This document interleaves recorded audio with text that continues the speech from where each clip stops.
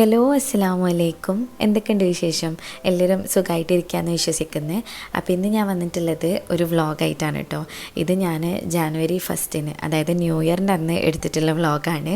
പക്ഷേ എഡിറ്റ് ചെയ്ത് അപ്ലോഡ് ചെയ്യാൻ വേണ്ടിയിട്ട് ലേറ്റായി, കാരണം വയ്യാതിരിക്കേനോ കേട്ടോ. അതുകൊണ്ടാണ്. സൗണ്ടൊന്നും ഇല്ലേനോ, ഇപ്പം ഇങ്ങനെ റെഡി ആയിട്ട് വരുന്നേ ഉള്ളൂ. അപ്പോൾ ഈ വീഡിയോയിലാണെങ്കിൽ ഞാൻ പൊന്നാനിയിൽ ഒരു കല്യാണത്തിന് പോയിട്ടുണ്ടായിരുന്നു. അതിൻ്റെ കാര്യങ്ങളൊക്കെ ഇൻക്ലൂഡ് ആക്കിയിരിക്കുന്നു കേട്ടോ. അപ്പോൾ നിങ്ങൾക്ക് വീഡിയോ ഇഷ്ടമാണെങ്കിൽ ലൈക്ക് ചെയ്യാൻ വേണ്ടിയിട്ട് മറക്കരുത്. അതുപോലെ തന്നെ സബ്സ്ക്രൈബ് ചെയ്യാതെ കാണുന്നവരുണ്ടെങ്കിൽ ഒന്ന് സബ്സ്ക്രൈബും കൂടെ ചെയ്യുക. അപ്പം നമുക്ക് വീഡിയോയിലേക്ക് പോവാം. ഞങ്ങളങ്ങനെ ഇതുവരെ ന്യൂ ഇയർ സെലിബ്രേറ്റ് ചെയ്യുക അല്ലെങ്കിൽ ന്യൂ ഇയറിൻ്റെ അന്ന് രാത്രി പുറത്തിറങ്ങുക അങ്ങനെയൊന്നും ഇതുവരെ ചെയ്തിട്ടില്ല കേട്ടോ.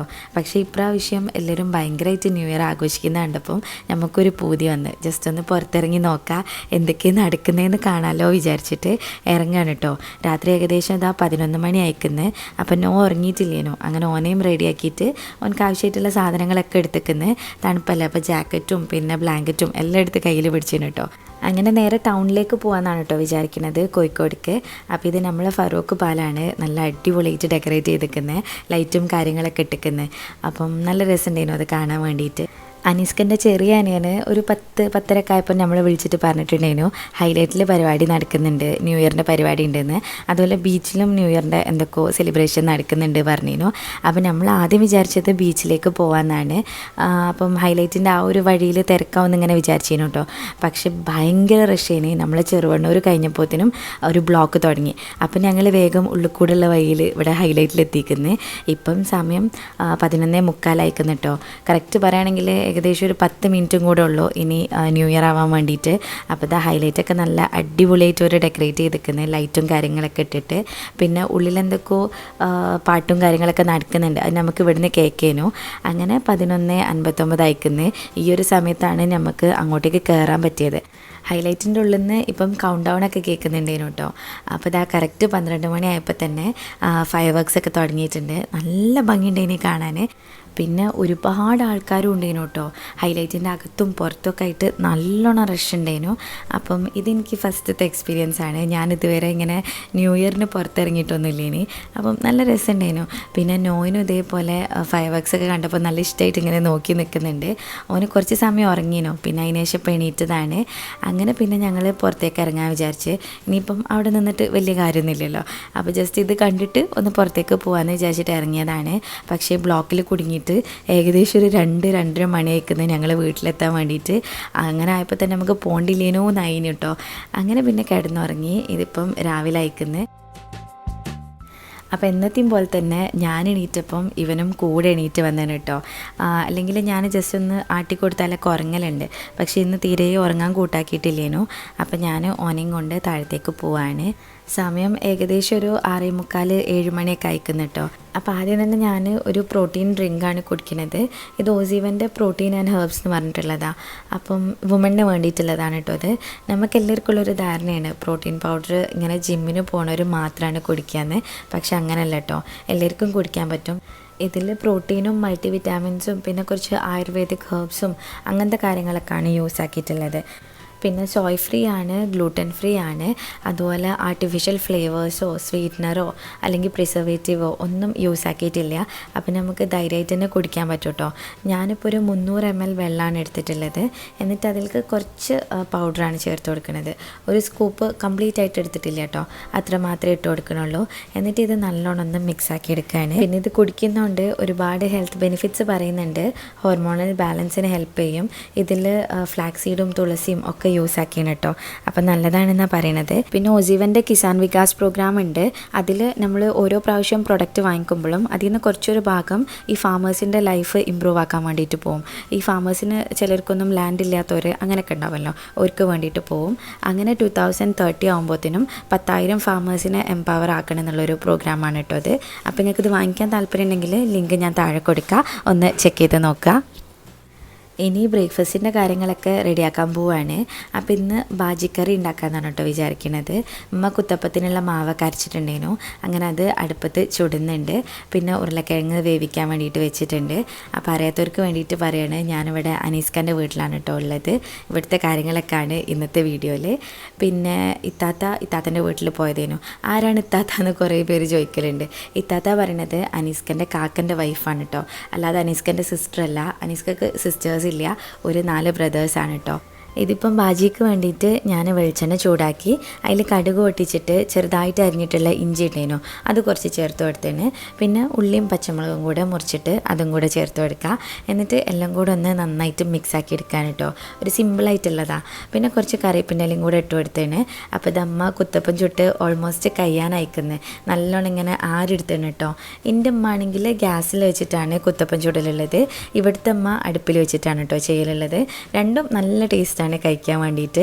പിന്നെ ഇതിൽക്കായിട്ട് ഞാനിനി കുറച്ച് ഉപ്പ് ചേർത്ത് കൊടുത്തേന്, എന്നിട്ട് അതൊന്ന് മിക്സ് ആക്കി എടുക്കുകയാണ്. പിന്നെ അതിൻ്റെ കൂടെ തന്നെ ഇനി പൊടികൾ ചേർക്കുന്നുണ്ട്, മഞ്ഞൾപ്പൊടിയും മുളക് പൊടിയും, ഇത് രണ്ടും മാത്രമേ ചേർത്തിട്ടുള്ളൂ. എന്നിട്ട് നന്നായിട്ട് മിക്സ് ആക്കി എടുക്കുക. ചിലരൊന്നും ബാജിയിൽ ഈ മസാലപ്പൊടികൾ ചേർക്കലില്ല കേട്ടോ, പ്ലെയിനായിട്ട് ഉപ്പ് മാത്രമാണ് ഇടുന്നത് കണ്ടിട്ടുള്ളത്. അപ്പോൾ എല്ലാ തരത്തിലും നമുക്ക് ഉണ്ടാക്കാമല്ലോ. ഇനി ഞാൻ കുറച്ച് തക്കാളിയും കൂടെ അതിൽ ഇട്ട് കൊടുത്തേന്. പിന്നെ ഇത് കുറച്ച് ഉരുളക്കിഴങ്ങ് വേവിച്ചെടുത്തതേനു കേട്ടോ. അതിൻ്റെ സ്കിന്ന് കഴിഞ്ഞിട്ട് പിന്നെ നമ്മളാക്കിയിട്ടുള്ള ആ ഒരു ബാജീൻ്റെ അതിലേക്ക് ഇട്ട് കൊടുത്തു കഴിഞ്ഞാൽ പരിപാടി കഴിഞ്ഞ് നമ്മളെ കറി റെഡിയായി.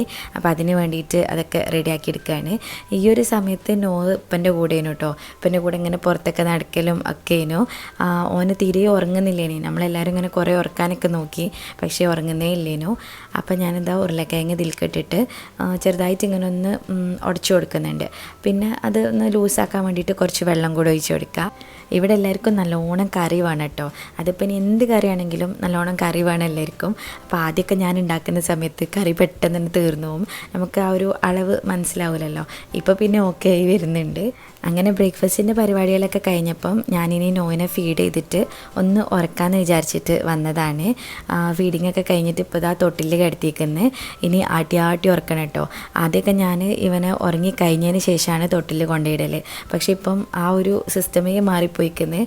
ഓനിങ്ങനെ തൊട്ടിൽ ആടി ഉറങ്ങണമൊക്കെ ഭയങ്കര ഇഷ്ടമാണ്. അപ്പം ഞാൻ അതേപോലെ ആക്കി കൊടുക്കലുണ്ട്. പിന്നെ ഇനി ഞാനിതാ ചായ കുടിക്കാൻ വേണ്ടിയിട്ട് പോവാം. അപ്പം എൻ്റെ ചായ കുടിക്കുന്നത് ഞാൻ കാണിച്ചു തരാം കേട്ടോ.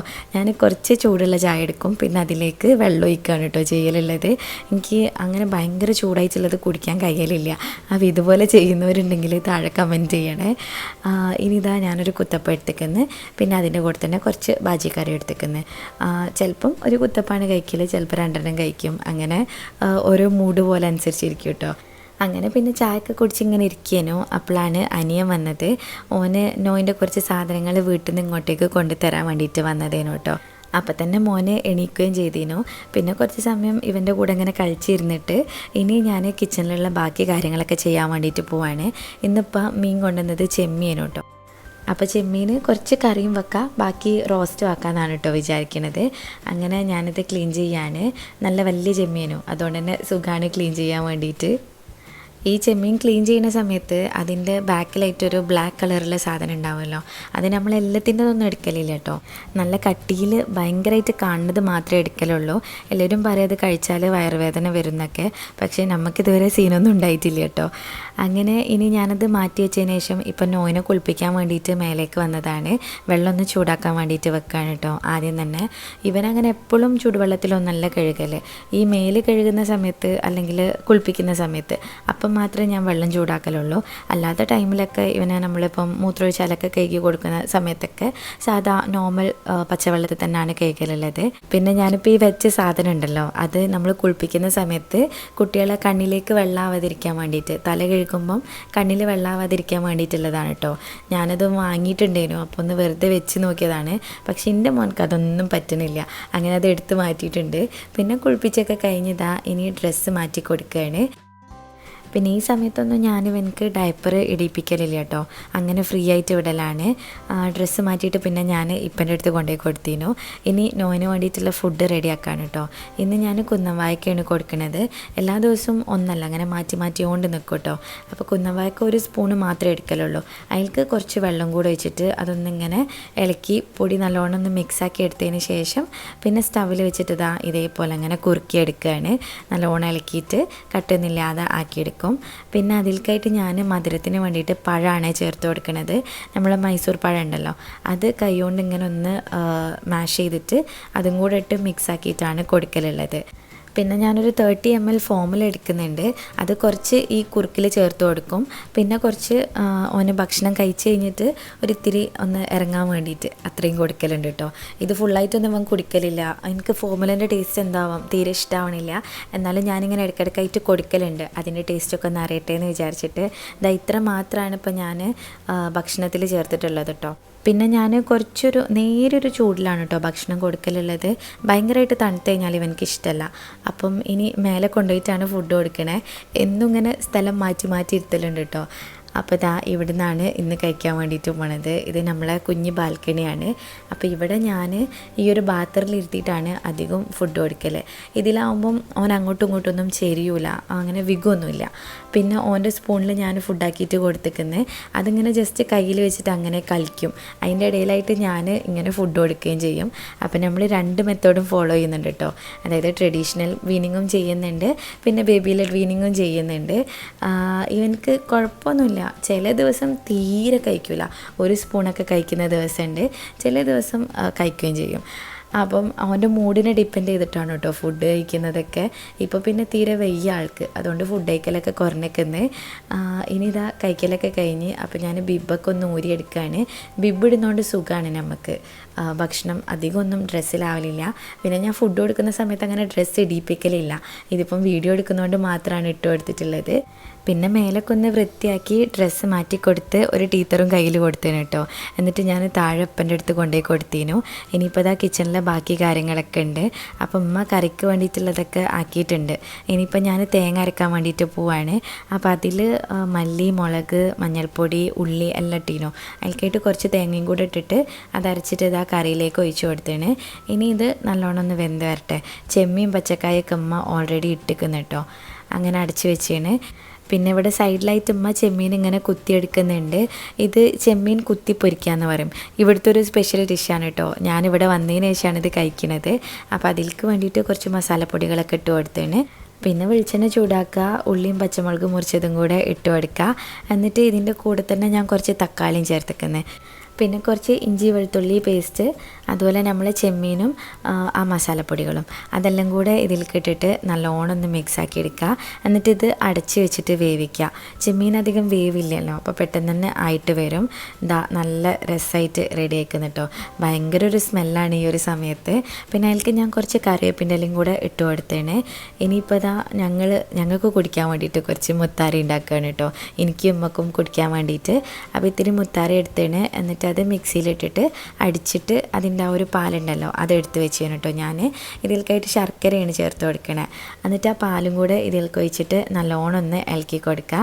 അങ്ങനെ അത് കട്ടിയായി വരുമ്പം ഞാൻ കുറച്ച് പശുവും പാലും കൂടെ ഒഴിച്ച് കൊടുക്കുന്നുണ്ട്. എനിക്ക് ഈ ഒരു ടൈപ്പിൽ മുത്താറി കുടിക്കാനൊക്കെ നല്ല ഇഷ്ടമാണ് കേട്ടോ. ഒന്നുകിൽ ഇങ്ങനെ പാലൊഴിക്കും, അല്ലാന്നുണ്ടെങ്കിൽ തേങ്ങാപ്പാലുണ്ടല്ലോ അതൊഴിച്ചിട്ടൊക്കെ കുടിക്കാൻ നല്ല ഇഷ്ടമാണ്. ഡെലിവറി കഴിഞ്ഞ സമയത്ത് ഡെയിലി ഒരു ഗ്ലാസ് മുത്താറി കുടിക്കലുണ്ടായിരുന്നു കേട്ടോ. നല്ലതാണെന്ന് പറഞ്ഞേക്കാം പാലുണ്ടാവാൻ വേണ്ടിയിട്ട്. പിന്നെ ഇപ്പം അങ്ങനെ പാലുണ്ടാവാനായിട്ട് പ്രത്യേകിച്ച് ഫുഡുകളൊന്നും കഴിക്കലില്ല കേട്ടോ. നമ്മൾ സാധാരണ ഭക്ഷണം തന്നെയാണ് കഴിക്കലുള്ളത്. ഇനി ക്ലീനിങ് ഉണ്ട്, അത് ബാക്കിയുണ്ടായിരുന്നു. അപ്പം കുറേ പാത്രം ഉണ്ടായിരുന്നു കേട്ടോ. നമ്മൾ ഈ ആക്കിയിട്ടുള്ള ആ പാത്രങ്ങളൊക്കെ അതൊക്കെ ഒന്ന് ക്ലീൻ ചെയ്ത് കഴുകി വെക്കുകയാണ്. വീഡിയോയിൽ ഞാനിതിങ്ങനെ ഫാസ്റ്റായിട്ട് ഇട്ടതാണ് കേട്ടോ. ശരിക്കും ഒരു 12 മിനിറ്റിൻ്റെ വീഡിയോ ആണിതെന്ന് തോന്നുന്നത്. അപ്പം ഇങ്ങനെ ഇത് കാണുമ്പോൾ ഇങ്ങനെ തോന്നുകയാണ്, ഇത്രയും സ്പീഡിൽ ക്ലീൻ ചെയ്യാൻ പറ്റിയിരിക്കുകയാണെങ്കിൽ എത്ര സുഖമായിരുന്നു എന്ന്. അങ്ങനെ പിന്നെ ഇതെല്ലാം കഴുകി വെച്ചതിന് ശേഷം ഇനി എനിക്ക് വീട് വൃത്തിയാക്കാനുണ്ട്, അതുപോലെ നോയിൻ്റെ ഡ്രസ്സസ് വാഷ് ചെയ്യണം, പിന്നെ പാമ്പേഴ്സ് ക്ലീൻ ആക്കാനുണ്ട്. അങ്ങനെ കുറച്ച് പരിപാടികൾ ഇനിയും കിടക്കുകയാണ്. അപ്പം ഈ ഒരു പാത്രങ്ങളൊക്കെ കഴുകിയാൽ തന്നെ നമ്മളെ പകുതി പണി കഴിഞ്ഞ പോലെ.